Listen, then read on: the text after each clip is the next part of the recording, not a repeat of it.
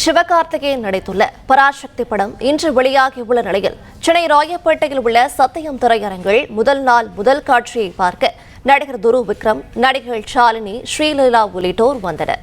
விவரங்களோடு இணைகிறார் செய்தியாளர் யுவராஜ். வணக்கம், விவரங்களை சொல்லலாம். வணக்கம்.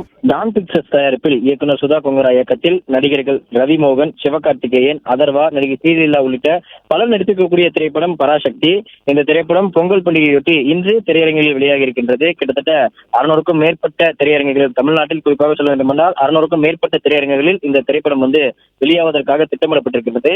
இந்த திரைப்படத்தினுடைய முதல் நாள் முதல் காட்சியை பார்ப்பதற்காக நடிகர்கள் துருவ் விக்ரம், நடிகை ஷாலினி, இயக்குநர்கள் தமிழரசன், ராம்குமார் உள்ளிட்டோர் சென்னை ராயப்பேட்டை சத்தியம் திரையரங்கிற்கு வருகை தந்துள்ளனர். அதே போன்று சென்னை காசி திரையரங்கில், அசோக் நகரில் இருக்கக்கூடிய இந்த காசி திரையரங்கில் பல திரைப்படம் பார்ப்பதற்காக ரவிமோகன் உள்ளிட்டோரும் வருகை தந்திருக்கின்றனர். சென்னை குரோம்பேட்டை வெற்றி திரையரங்கில் சிவகார்த்திகேயனுடைய குடும்பத்தினர் இந்த திரைப்படத்தை முதல் நாள் முதல் காட்சி ரசிகர்களுடன் பார்ப்பதற்காக வருகை தந்திருக்கின்றனர்.